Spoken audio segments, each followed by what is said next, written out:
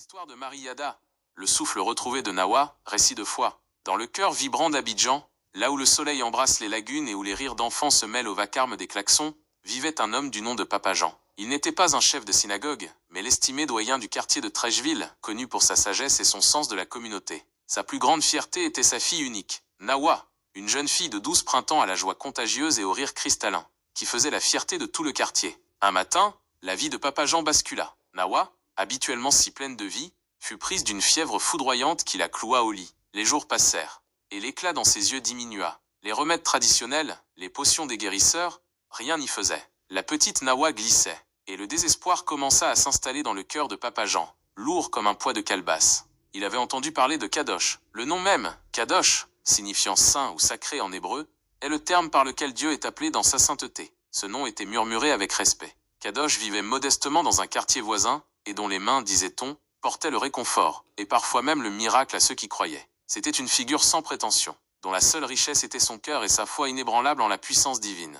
Poussé par un amour désespéré, Papa Jean quitta sa maison à l'aube, le corps courbé par le chagrin mais le cœur rempli d'une lueur d'espoir. Il marcha des kilomètres, traversant les ruelles animées, les marchés grouillantes, jusqu'à la modeste demeure de Kadosh. Sur le chemin, une autre scène attira son attention. Une vieille femme, Anti Adjoua, souffrait depuis des années d'une affliction qui la rendait frêle et isolée. Elle aussi, mue par une foi silencieuse, avait attendu le passage de Kadosh. Au moment où Kadosh passa, Anti Adjoua, avec une force puisée dans l'espoir, tendit timidement la main et effleura le boubou de Kadosh. Un souffle d'énergie pure parcourut la vieille femme, et une paix inattendue l'envahit. Kadosh se retourna, un sourire de compréhension sur les lèvres, reconnaissant la puissance de la foi sans un mot. C'est à ce moment-là qu'un messager, le visage déformé par la tristesse, accourut vers Papa Jean. « Doyen, Nawa, elle est partie. » Le souffle l'a quitté. Le monde de Papa Jean s'écroula. Les larmes inondèrent ses yeux, brouillant la silhouette de Kadosh. Mais Kadosh, posant une main douce sur son épaule, prononça ces mots. Calme mais ferme.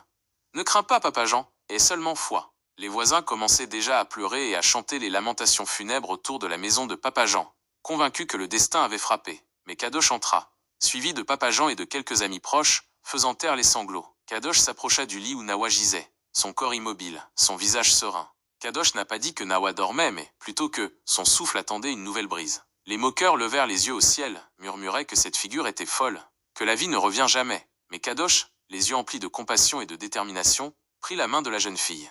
Avec une voix douce mais emplie d'une puissance inattendue, Kadosh prononça des mots anciens, des murmures de vie et d'espoir, dans une langue que seul le cœur pouvait comprendre. Kadosh dit simplement, en se penchant vers elle, « Nawa, Ouli !»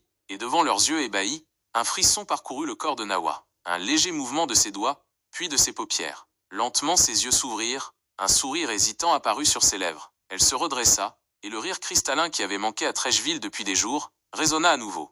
Kadosh sourit, « Donnez-lui du attiéké à la fin !» dit Kadosh, et les larmes de tristesse se transformèrent en larmes de joie, de gratitude et d'émerveillement. Le quartier entier célébra le retour de Nawa, et l'histoire de Kadosh et de la foi inébranlable de Papa Jean se transmit de bouche à oreille, comme une nouvelle brise d'espoir sur les lagunes d'Abidjan.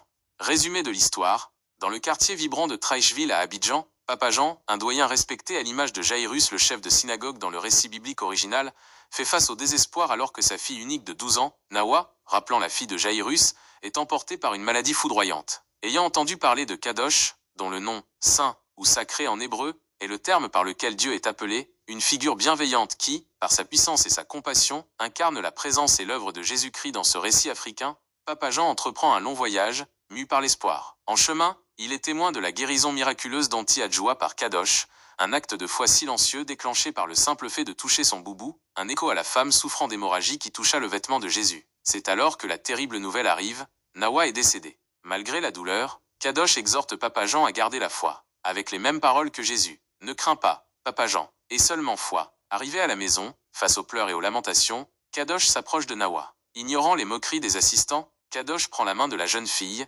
et, avec une puissance douce, prononce les mots qui traversent les cultures et les cœurs. « Nawa Wuli, lève-toi », le pendant africain du Talita Koum original. Immédiatement, Nawa s'éveille et se lève, retrouvant son rire cristallin. Le quartier entier célèbre ce miracle. Témoignage de la foi inébranlable et de l'intervention divine.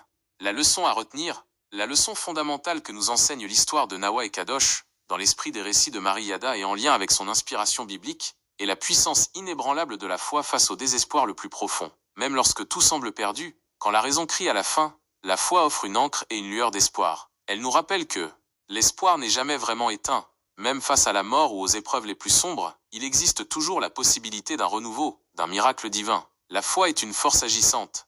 Ce n'est pas une simple croyance passive, mais une énergie qui peut transformer les situations et les cœurs, que ce soit à travers une prière sincère, une persévérance inébranlable, ou la confiance en une puissance supérieure. Le simple geste de toucher le boubou de Kadosh symbolise cette foi active et l'accès à une source de grâce divine. La compassion et l'intervention divine existent. Des figures comme Kadosh, qui représentent Jésus dans ce récit, et dont le nom même souligne la sainteté divine, sont capables d'apporter l'aide et la guérison là où l'humain ne voit plus de solution. La résilience humaine est immense.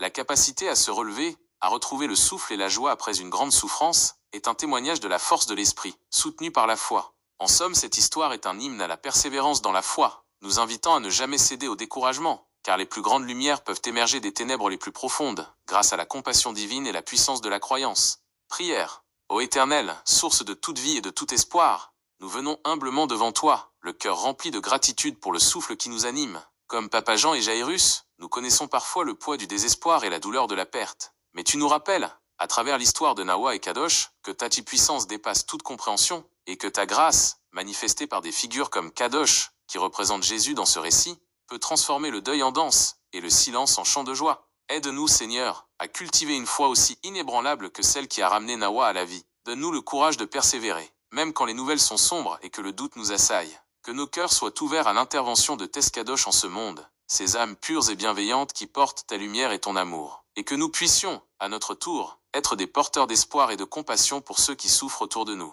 Nous-mêmes, te prions pour tous ceux qui attendent un miracle, une nouvelle brise sur leur souffle, que ta paix les enveloppe. Et que ton amour leur montre le chemin du renouveau, au nom de ta sainte volonté, et pour la gloire de ton amour infini. Amen.